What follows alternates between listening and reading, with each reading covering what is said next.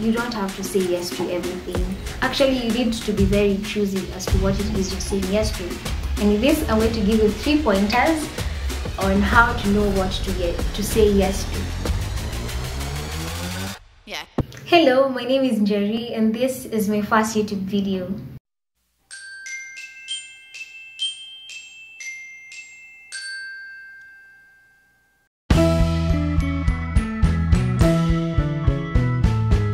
So, I've been a student almost my entire life, up until 2 years ago when a huge part of my identity for the last 19 years was stripped off within a few seconds of mentioning my last name, a rented hood, a rented gown, and a rented hat. Now part of a statistic I used to learn as a student, and nothing, I mean nothing, could have prepared me for this title, an unemployed youth. So here are 6 lessons from an unemployed youth. 1. Nobody cares. Drop the entitlement. Not your friends, not the government, not your family. Okay, your family maybe a little bit, I don't know, but nobody cares. Quit the pity party, quit complaining. Yeah, just drop the entitlement and like expecting everyone who's around you to help you out in the situation that you're in. I know it's sad to hear that, it's hard to hear that no one actually cares, but you have to deal with it because it's you who's living in that situation. It's you who's in that situation, so it's you who has got to deal with it. Everyone has their own shit to deal with, especially right now when times are hard, times are tough, everyone is struggling with their own thing. You're an adult now, you've got to deal with your own shit. Number 2, now that we have stopped blaming everyone for the situation that we are in, now that we've stopped blaming ourselves, now that we have stopped blaming our parents for not having enough money or enough connections to get us something to do. Number 2, try something new that is out of your comfort zone. Try a new language, try a new hobby, just something that will help you keep your sanity. Because trust me, a lot of things, a lot of people, they're going to test your sanity, they're going to test your patience, and this might lead you into a deep, dark hole that you don't want to get in. You'll need something that will help you get back into the real world, or something that will help you at least get out of your head, keep you sane. Yeah, and trying something new, something that it doesn't have to be profitable, it doesn't have to be useful, you don't have to learn anything from it, it doesn't have to like benefit you in any other way apart from helping you keep your sanity in a healthy way, of course, right? Yeah, so try something new. I mean, I can say a sentence in Spanish, I think. Plus I learned that I actually enjoy Spanish songs when I'm doing my chores. So profitable or not, you might learn something that you didn't know about yourself from a new hobby, from, yeah, something. Do you want to hear me say something in Spanish? Okay. Gosh, wow. Buenos días, me llamo Njeri Mwangi, ¿cómo estás? Oh, bien, gracias. I can't remember shit. That should be enough. Okay, point 3. Try reading. Reading a book helps you develop your personal discipline, because you know, starting a book and finishing it, it's shows you that you can be able to start something and like finish it. It doesn't even have to be a motivational book or, you know, these serious books. It can just be like a fictional book, and from it you might learn something about the world, you might learn something about people, you know, from different characters in fictional books, right? So try reading. Plus you get self-proclaimed bragging rights of enjoy reading in my free time.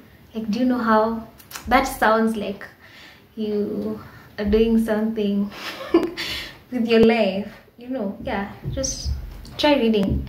Like, for instance, this year I've read close to, last I checked, I was in my 43rd or 44th book, and it just makes me feel so much better about myself. It makes me feel like I haven't just like been wasting my time throughout the year. I've read a book or two. I've learned something about people. I've learned something about how the brain works. I've learned something about the world. So yeah, try reading. And the excuse I used to give myself was that I cannot afford to buy a book every other week. But there are very many ways to get free books from the internet. If you want to know how, then you can just ask me. Yeah, find me somewhere on the internet and ask me. On Instagram, I could show you, I could even share some of the books that I've been reading. So yeah, you can check out my Instagram. I have a highlight where I post some excerpts from the books that I have been reading. I think they're quite enjoyable. You could try them out and learn something for yourself. Maybe you'll even be inspired to start reading a book yourself. Yeah. The fourth lesson is that a lot of things are going to trigger you. And here I'm going to mention two things. One, it's words from your loved ones or the people around you. So your loved ones might say some things that are going to hurt you, but just understand that they most probably don't mean what it is that they're saying. They're probably just as frustrated as you are at being unable to help you out of unemployment, right? So you're going to have to pray for patience. You are going to have to learn not to take things personally, to let things slide and just live your life as you try and figure out a way out of the unemployment situation. The second thing that will most probably trigger you is social media, because you're going to see the people that you're probably in school with, you're going to see them in their new jobs, and it's going to trigger you, right? So you're going to have to do either of these two things. One, when you are in a positive space, just take it as motivation, such that if they can do it, then so can I. But if you're not in that positive mindset space and everything just feels like, you just feel jealous, you feel like it's so unfair that everyone is just like moving ahead while I've just been left here by myself. No one else is in the situation that I am in. Understand that there are more people out there who are in the situation that you're in. They're probably not just going to broadcast it all over social media for everyone to know, right? So you can take a step away from social media. So here is when the hobby that you talked about is going to come in handy. So do something that is away from social media, that is going to, you know, help you get out of that space of negativity and jealousy and put you in a better space, because you're going to feel so much better about yourself. You're going to feel like you're at least doing something with your life when you're doing something, right? Yeah. The other thing you can do is, if you can't stay away from social media, is mute their stories, and if you have to, unfollow them, right? Because it's your account and you have some level of control over what it is that you are seeing in the stories or in the post. Yeah, so learn not to take things personally. Find something to do outside of social media. The fifth lesson from an unemployed youth is spend time with yourself. Get to know who you are, because if there's one thing that you have in plenty during this period, it's time. So spend time with yourself, get to know who you are, get to know what you like, get to know what your values are, get to know the person in your core. Who are you? There are various journal prompts that you can find on Pinterest to get to know yourself. There are a bunch of YouTube videos, there are a bunch of podcasts, there are a bunch of books that you can read. But the most important one is just like spending time with yourself, away from distractions, doing new things. It's going to help you know what it is that you like, what it is that you don't like. Yeah. So the sixth and final lesson from an unemployed youth is be very aware, be very alert, be very conscious as to what it is you're saying yes to. I know desperation levels are really high, and I know that everyone around you is just telling you that you cannot afford to be choosy, you cannot afford to refuse opportunities, you just have to say yes to everything. But I'm going to argue with that. You don't have to say yes to everything. Actually, you need to be very choosy as to what it is you're saying yes to. And in this, I'm going to give you 3 pointers on how to know what to say yes to. Number 1 is understand your values and your goals in terms of your career goals and your life goals. So when someone presents an opportunity to you, a job opportunity, a scholarship opportunity, you need to understand, you need to ask yourself, is this opportunity in line with my values? Is it in line with my life goals and my career goals? Right? And this is why the previous point is very important. Spending time with yourself so you can know what your life goals are, so that you can know what your values as a person are, right?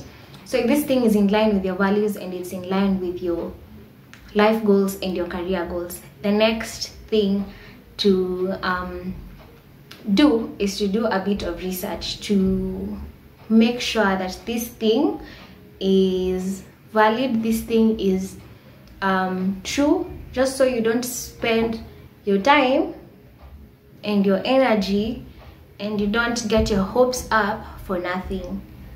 Make sure that this thing is valid, make sure that this thing is real, it exists, and it's actually an opportunity for you, and it's not an opportunity for someone to take advantage of you, to take advantage of your desperation, take advantage of your situation, right? And if you find out that this thing is actually valid, then the last thing to do is to ask yourself what it is you're willing to accept, what it is you're not willing to accept. And after you find that out, make sure you present that to the interview or whatever it is that whoever it is that you're going to be speaking to about this opportunity. Make sure you communicate to them your expectation and what it is you're willing to accept from them, what it is you're not willing to accept. This is in terms of money and benefits. It's in terms of job description. It's in terms of whatever. Yeah, you really need to understand, and you really need to communicate that, because a lot of people who want to take advantage of you, they won't communicate what it is they're expecting from you. And then, since you've not communicated what it is that you're willing to accept, you're going to get into that thing, and then when you're already in it, when you've already invested your time, you've already invested your energy, you already invested your emotions into it, you find out that what it is they're offering, or the environment in which you are working, or the environment in which you're in, is not something that you are willing to accept from the word go, right? And so you've already wasted your time, you've already wasted your energy, and you could have avoided this if you communicated. right? Yeah, so as much as you are in this desperate position, you have to communicate, and you have to communicate as someone who's not really desperate, even if you are, right? Yeah, so those are the 6 lessons from an unemployed youth. I hope you enjoyed this video. Subscribe and watch out for my next one. Bye.